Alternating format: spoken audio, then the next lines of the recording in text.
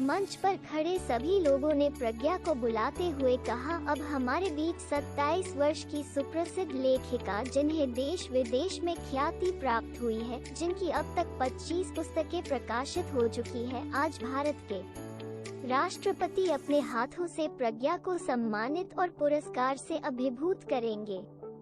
प्रज्ञा से अनुरोध है, इस मंच पर आकर इस मंच की शोभा बढ़ाएं और अपने बारे में 2 शब्द कहे। प्रज्ञा मंच पर आई, माइक हाथ में लिया और उसने अपने बारे में बताया। जब मैं बहुत छोटी थी तब मेरी माँ सुलेखा देवी को मैं हमेशा किताबों में उलझे हुए देखा करती थी। घर के कामों को निपटा कर दोपहर को किताबों के पन्ने पलटती, कभी कभी मुझे भी अपने पास बैठा लेती और कुछ अच्छी सी मीठी सी कहानियाँ सुनाने लगती। शाम को पिता दफ्तर से घर आते तो हमेशा ही माँ को डांट देते, जब देखो किताबों को लिए बैठी रहती हो, प्रज्ञा पर तो ध्यान दिया करो, अभी 7 वर्ष की ही है, देखो उसने कपड़े कितने मैले पहने हुए हैं।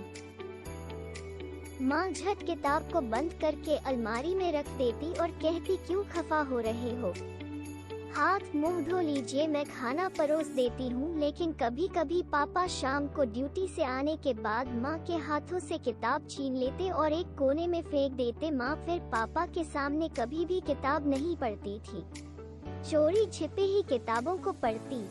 एक दिन माँ ने एक कहानी लिखी, उस कहानी को मुझे भी सुनाया, मुझे बहुत अच्छी लगी। लेकिन माँ ने कहा, प्रज्ञा सुन, पापा को पता नहीं चलना चाहिए कि मैंने कोई कहानी लिखी है, वरना तेरे पापा नाराज हो जाएंगे, कहेंगे पढ़ते पढ़ते तेरी आंखें कमजोर हो रही है, फालतू के काम करती रहती है। दादी भी हमेशा अपनी पड़ोसन से कहती, मेरी बहू सुलेखा जब से इस घर में आई है, पति की सारी कमाई किताबों में ही लगा देती है, किताबों का ढेर लगा रखा है। माँ चुपचाप सुन लेती, किसी से कुछ ना कहती, अपने गम एक डायरी में लिख लेती। पड़ोस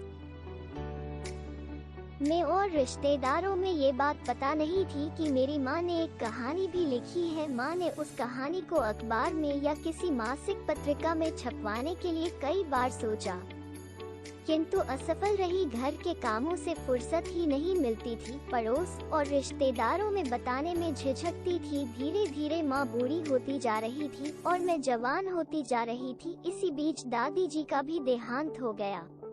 दादाजी को तो कभी मैंने देखा ही नहीं था। एक बार पिताजी ने माँ को खूब डांटते हुए कहा, तू पागल हो गई है, ना जाने क्या क्या लिखती रहती है, ना कहीं घूमने जाती है, जब देखो कहानी कहानी कहानी। एक बार तो पापा ने सारी किताबें उठाकर छत के ऊपर फेंक दी।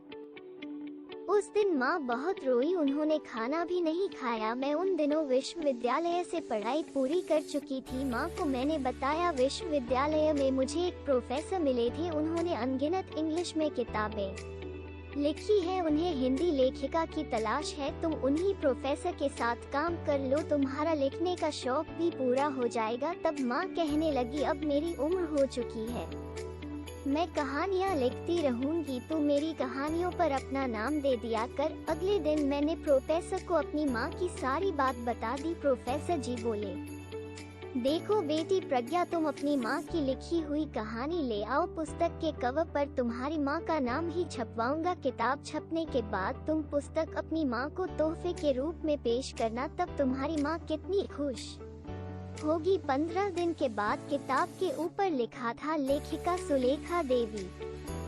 आज मैं बहुत खुश थी। मैं दौड़ी दौड़ी किताब हाथ में लिए घर पहुंची। बाहर लोगों की भीड़ लगी थी। घर के अंदर दाखिल हुई तो देखा माँ बिस्तर पर लेटी हुई थी। माँ का चेहरा चादर से ढका हुआ था। पड़ोसन ने बताया, तेरी माँ को अचानक कपकपी चढ़ी और सांस छूट गई। अब तेरी माँ सुलेखा देवी इस दुनिया में नहीं रही। मैंने हाथ में पकड़ी किताब माँ के चरणों में रख दी और कसम खाई, माँ तुम्हारा सपना मैं पूरा करूँगी। कुछ दिनों के बाद मैं प्रोफेसर साहब के पास जाकर मिली। मैंने लिखना आरंभ किया और एक के बाद एक किताबें मार्केट में प्रकाशित होने लगी। यही है मेरी लेखिका बनने की एक छोटी सी कहानी। मंच पर खड़े सभी लोगों की आंखों में आंसू थे। राष्ट्रपति ने प्रज्ञा को पुरस्कार से सम्मानित किया। कुर्सियों पर बैठे सभी लोग जोरदार तालियों से प्रज्ञा की मां सुलेखा देवी और प्रज्ञा की बहादुरी के लिए खड़े होकर अभिनंदन करने लगे।